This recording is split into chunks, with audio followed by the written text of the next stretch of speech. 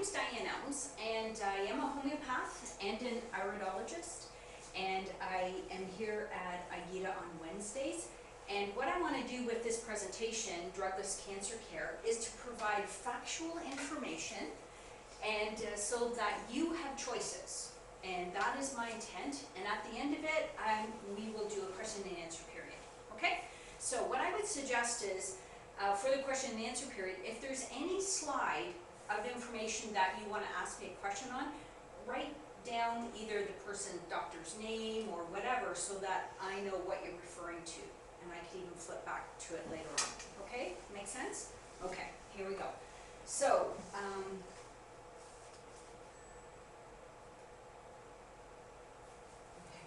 so with this information, for some people, this information may be very new. It may be things that you have never heard before, and for some people, it may be half of it you understand, you've learned, you knew, and for some, it could be no new information at all. Okay, so I'm hoping that in all of it, we all learn a little bit though. And what I'm going to do is be presenting documentation as we go through.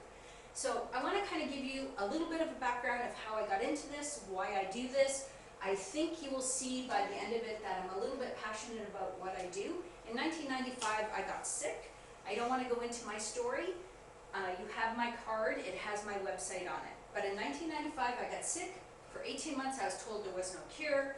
I went to an iridologist. Never heard of an iridologist before. That's one of my points, is that I had no idea of what was out there. And I thought that I was a pretty well-rounded person, willing to learn new things, and yet I had no idea of what this thing was called iridology. Okay? So, I not only got well, but in 1998, I decided to study iridology. So, I studied the Bernard Jensen style, then I studied the international style of iridology. I am one of a handful of teachers in Canada to teach the certification course of iridology, IPA iridology, and I'll show you more as that goes on. I was fascinated by it. So, as I said, long story short, and I'm going backwards.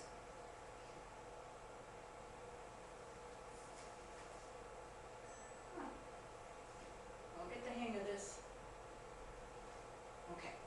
So, and then after I became an iridologist, I met a lady named Lori.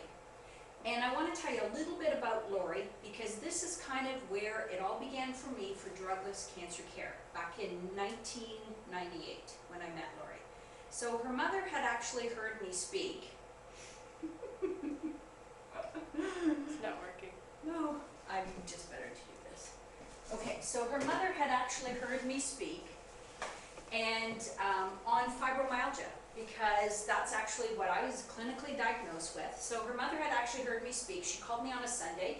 I've always had my office in my home. So I can choose to go and listen to the answer machine or not listen to the answer machine, right? But being the type of person that I am, I went and listened to the answer machine. So her mother basically said, my daughter came home, they don't give her about a few days to live.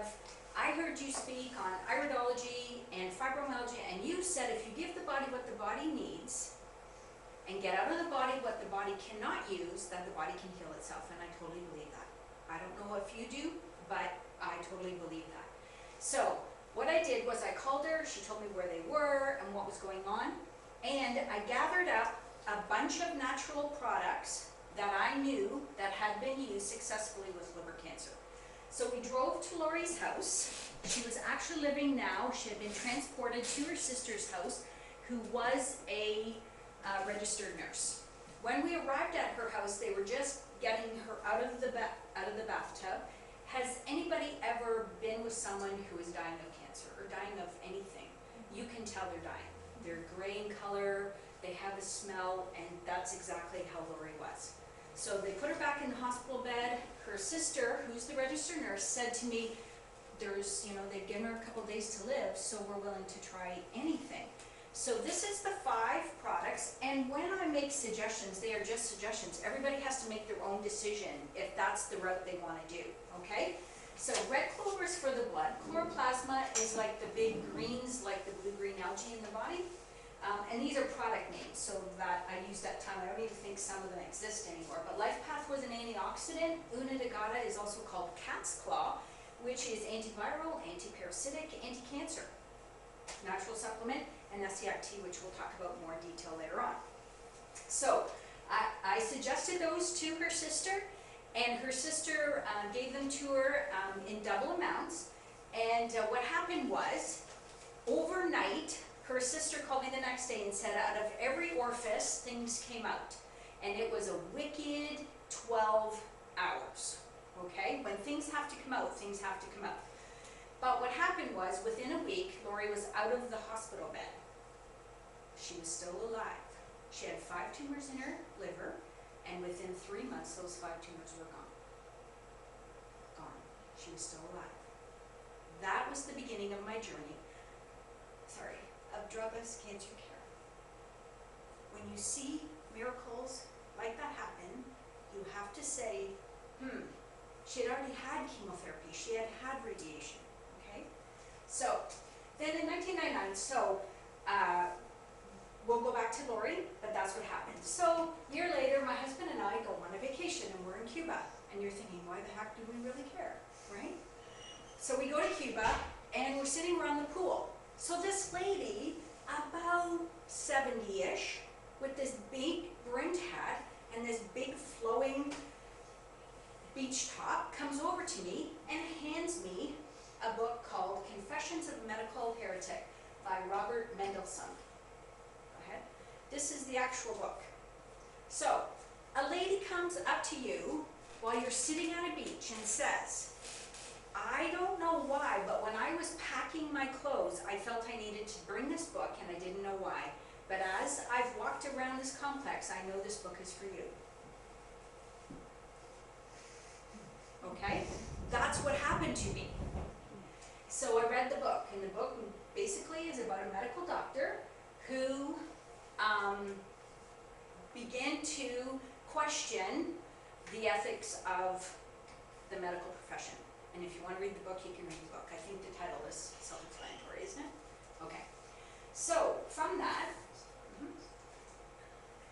so remember Lori? It just boggles my mind, and I will never understand. After a couple of years, she was healthy. She continued to come to see me. She had a chemotherapy treatment because her family doctor recommended that she should still do that. And in 3 days from her chemotherapy treatment, she died. And this is what happened. I get a phone call from my mother-in-law. Because, long story short, my husband actually knew Lori. And we found that out once we got to her house and found her maiden name and blah, blah, blah. We went to school together. So then my mother-in-law knew her also. So my mother-in-law called me and said, did you see the obit in the paper? And I'm like, what do you mean? And she had died. I will tell you, I went out on my porch, I sat down and I cried. I couldn't understand. Her sister called me the next day to say the family was so grateful for the extra time that she had, but she felt pressured to get chemotherapy done, and so she did. They OD'd her, and she died in 3 days from her chemotherapy treatment. Okay?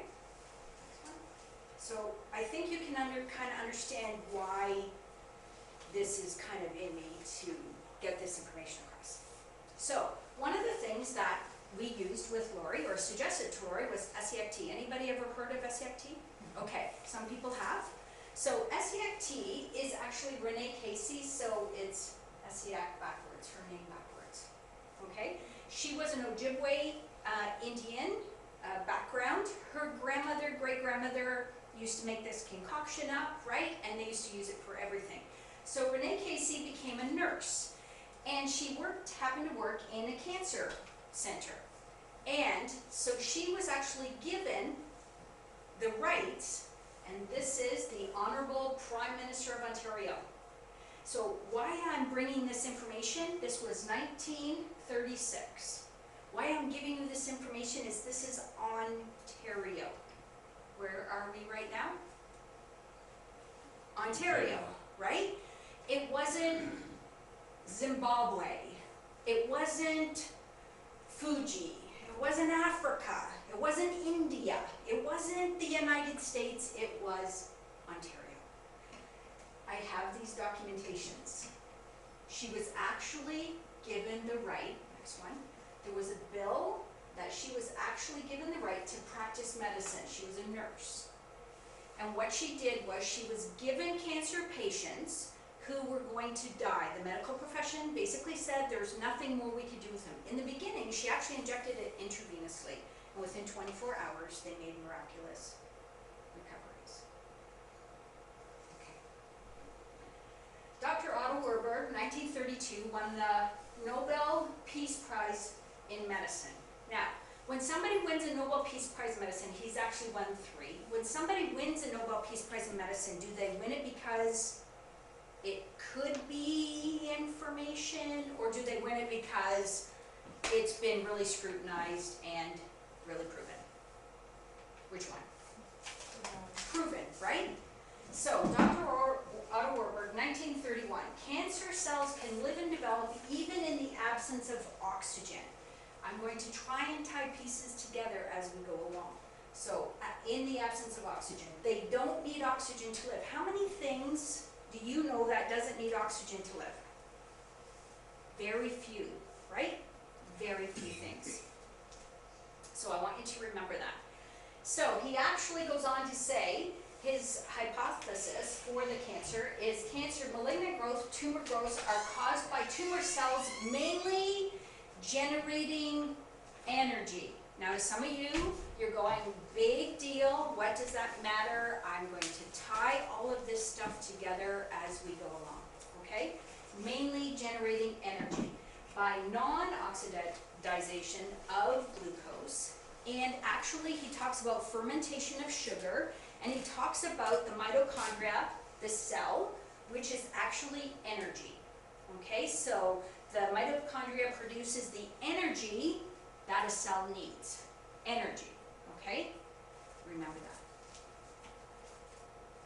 So, cancer, above all other diseases, has countless secondary causes, which is important for us to remember.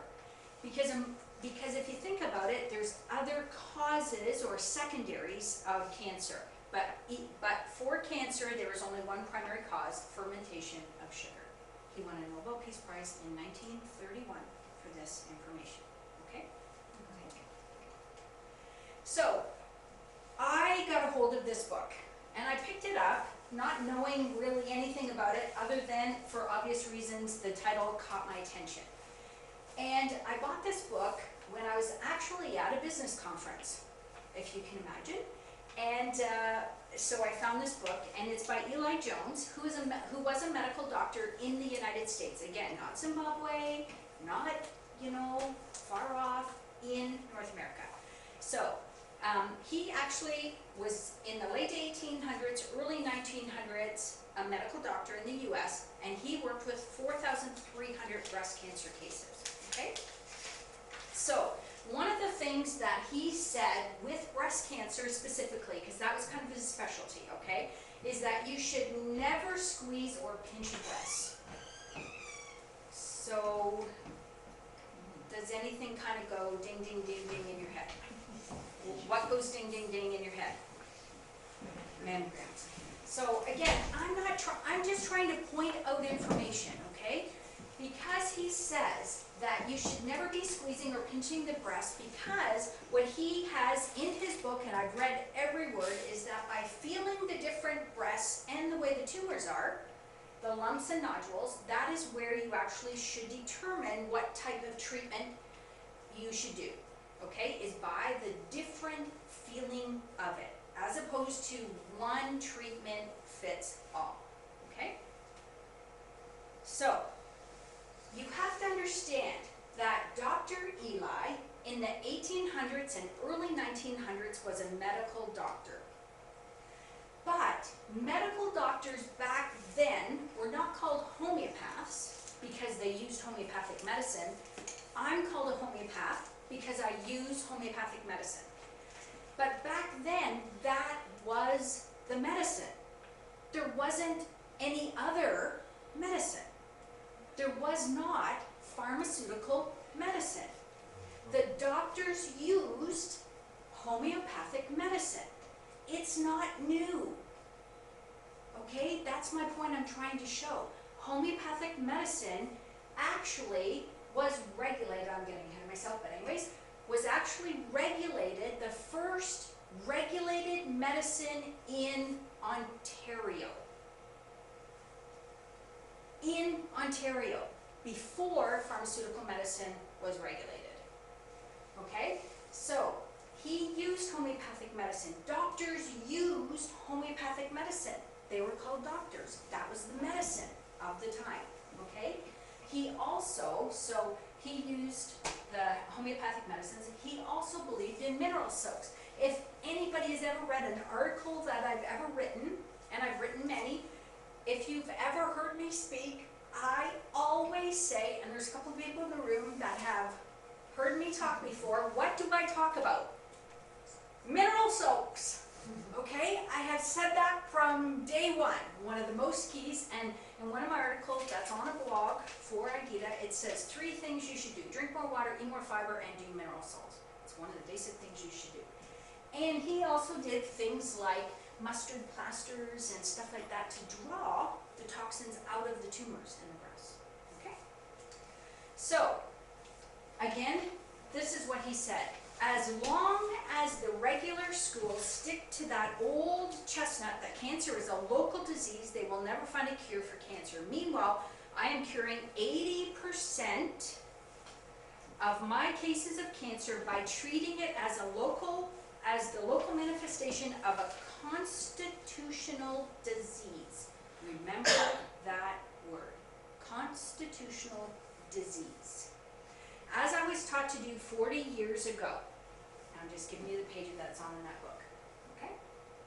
So here's another proven doctor, Dr. Max Gerson, who was doing nutrition. He actually does juicing. He does it a specific way. He has certain protocols. And his 2 big things is he does coffee enemas, organic coffee enemas, because what happens is if you have toxins in your body, and you're detoxing, you don't want them to go through your bloodstream. You want to get rid of them as fast as you can. By doing coffee enema, you actually open up the hepatic ports in your liver, and they come straight out of the colon and out and don't go through your bloodstream. So that was a big thing he did, okay? And also, the only thing I disagree with him is he says never to do salt. And I highly believe in doing mineral salt. So that's the only thing when I'm reading through his. But the thing is, he started working in the United States, and he was curing cancer. These aren't my words, these are his words out of his book. And he was not appreciated very, very much. So he actually had to take his clinic to Mexico. Okay? So cancer is not a disease. It's a survival mechanism.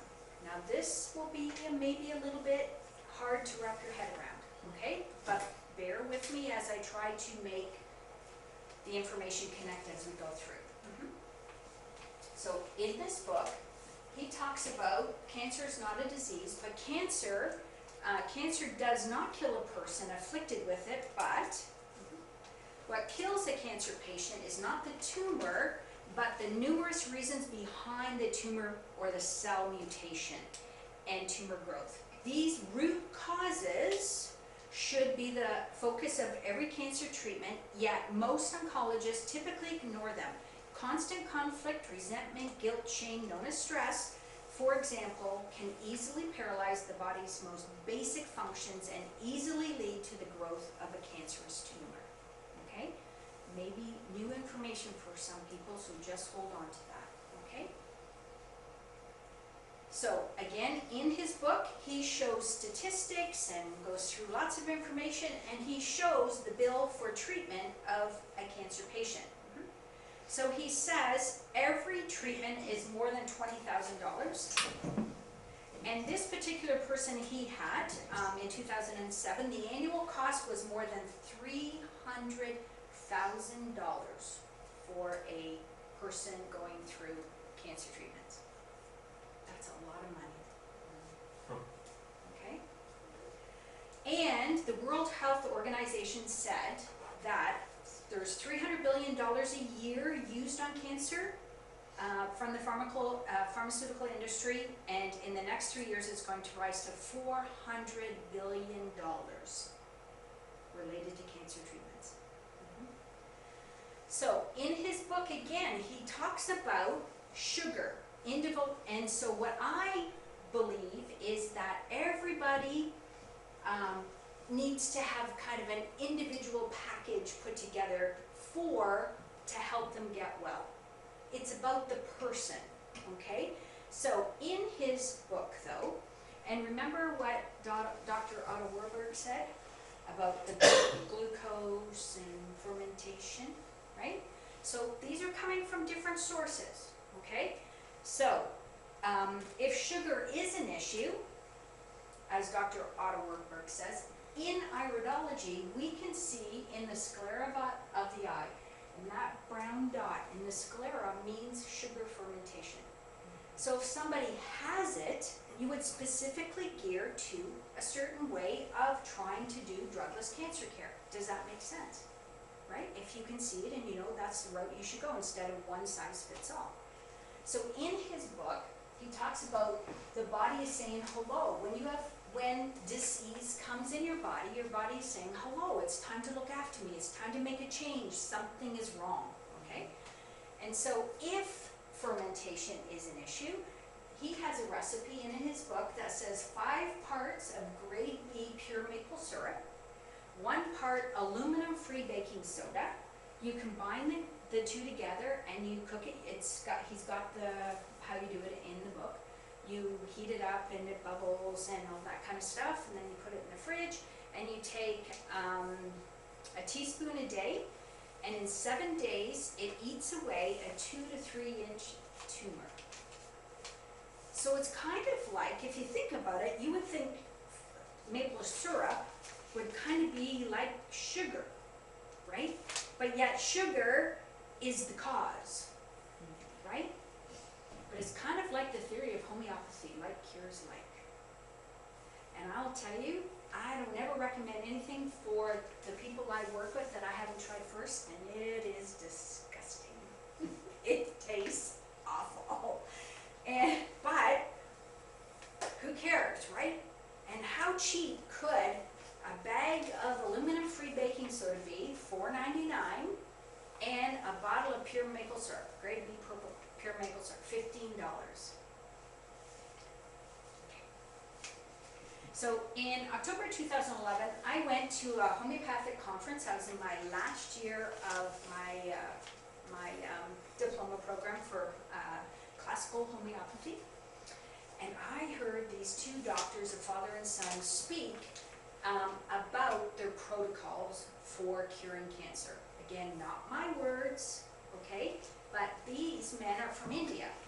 And in India, a doctor uses homeopathic medicine as their mainstay of medicine, okay? You can use pharmaceutical or you can use homeopathic. They get to do CAT scans, order blood work, x-rays. They're a doctor, that's what they do. Their mode of medicine is homeopathic medicine. These 2 doctors, 3rd generation, have a clinic in India. And in 1990, the NCI, which is called the National Cancer Institute, NCI, put out a call for anybody in complementary medicine that could present information, scientific information on curing cancer. Not my words, the NCI's words, okay? And so these 2 doctors presented their information on lung cancer and brain tumors. 10 years, their information was scrutinized by the medical profession. And it was written up in the Oncology Journal in the year 2000 for their cure of brain tumors and lung cancer using homeopathic medicine. Go ahead. So in between the years 1990 to 2008, the Banerjees cured 44% of their patients. The Banerjees use homeopathic medicine as their medicine. They do not use what is called a constitutional approach. They see hundreds of people in their clinic a day. They are like an acute prescriber, meaning if you say to me you have a pain here and it's better with motion, then this this homeopathic medicine would be prescribed. They do not sit down and take a constitutional approach. Where did we hear that word before? Constitutional approach. Eli Jones, right? And talking about them. So the Banerjee protocols are on their website. The Banerjee protocols are now taking off in the medical profession. So the Journal of the National Cancer Institute did a study and showed that every type of cancer, this particular study was talking about money, and they were talking about chemotherapy and the cost of treatments. That's what the study was all about. And in it, the author actually was showing that chemotherapy provided a durable response in 3% of the cases, and only 4% of the patients had a significant long survival period. Again, these are not my studies. This is written right in the National Cancer Institute's research, okay? So, stats. I took this right off of the cancer website 3 weeks ago. In 2012, approximately 88,000 women will be diagnosed with cancer, and 36,000 of them are going to die. That's like 1/3. On average, 500 Canadians will be diagnosed with cancer every day. Approximately 97,000 men will be diagnosed with cancer in 2012, and 39,000 will die. Again, 1/3. So the Banerjee protocols, you can actually go online, and if you plug in Ruta 6CH, that is the remedy they use for brain tumors. Ruta is actually a plant, and 6CH is the potency. You will see people's testimonies of brain tumors and all of the background information. The Banerjees have all of their protocols on their website. They aren't trying to hold back and say, you have to come to me, I'm the only one that can help you. That's not their heart. They are giving their protocols out there so people get well, okay? But as it said, caution, you should really see a classical homeopath before you start doing stuff, right? Will that make sense? So in 2011, breast cancer, again, these doctors took the Banerjee protocols, and the University of Texas MD Anderson Cancer Center found therapeutic opportunity to the surrounding normal mammary tissue by using homeopathic medicine appeared to have similar activity to the activity of Taxol, the most commonly used chemotherapy drug for breast cancer, without the toxic effect of the normal cells. 2011. They used 4 remedies. You can go look this study up.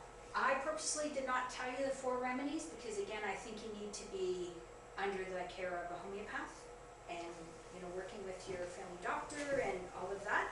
So they used 4 homeopathic remedies. Remedy medicine is an interchangeable word in homeopathy, okay?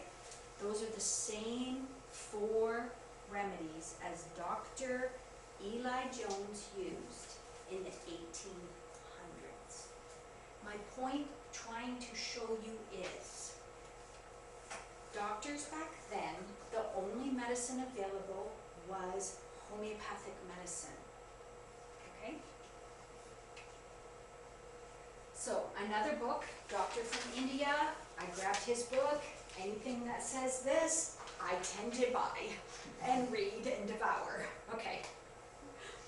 So, in his book, he has, same way, constitutional approach to how he works with people that have cancer, and he has a different method called plussing, and so it takes 2 hours. You have to do it every night. Again, it's not hard to do. You just have to be committed to yourself, right?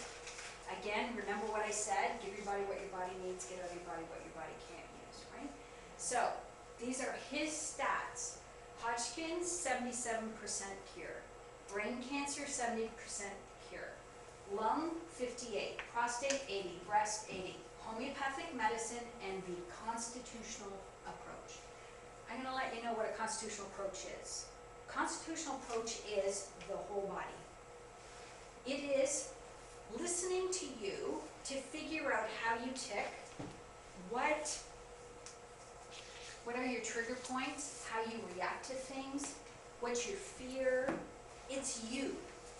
Because I could plug in anything, say hypertension. I could plug in hypertension into my computer programs and I could get 500 different homeopathic medicine to use. The best way your body will receive the homeopathic medicine is when you match the physical symptoms to the personality of the person. So you're working in a constitutional approach, okay? So, another book, Dr. Riki, if that's how you pronounce it, he went about it in a different way, and he worked with lipids and pH balance. So what he did was he used the periodic table. On homeopathic medicine, the periodic table is big, okay? So, but his main research, and yes, in his book he goes through all the cures, but one of the main things he worked with was helping people control the pain of cancer, because that's huge.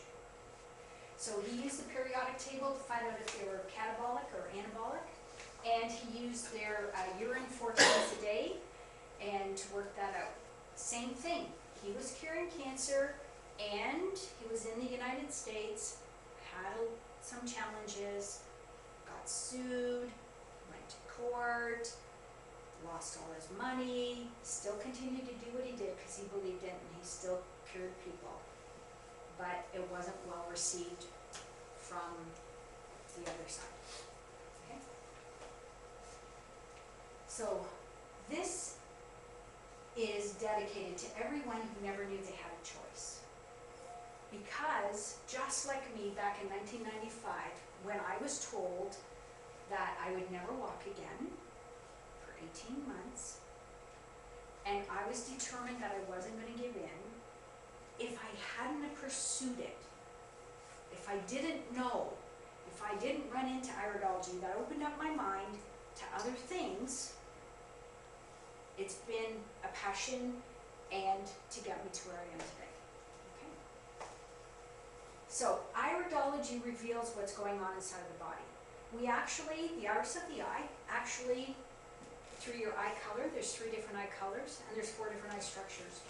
It's called constitution by color and constitution by structure. Have you heard that word before tonight, or in tonight's presentation?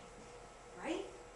So that's what, when I look at someone, I'm looking at the constitution by color and the constitution by structure, because that tells me about them. Then I'm looking at the systems of the body. We actually have 7 of them. And in iridology, if there's no weakness in that part of your body, nothing shows up. If there's a weakness in that part of your body, something shows up. So, if it's white, it means pain, inflammation, congestion. The darker it gets, the more toxic it is. Does that kind of make sense for your body? Okay? In IPA Iridology, International Iridology Practitioners Association, which I am part of that association, and that's where I get my certification as a practitioner and as a teacher, we have a research department. And through research and many, many years of research, I want to show you some things. So, I believe that you need to be specific to what the body is telling you. The iris is telling you who you are constitutionally. That's where Drugless Cancer Care, because it's not about treating something, it's about working with you, right? So this is called a stair-step lacuna. 1, 2, 3. In iridology, that is a very serious potential. So when I see that in someone, and this particular one is in the descending colon, I would then, make suggestions in that area, because that's what I see.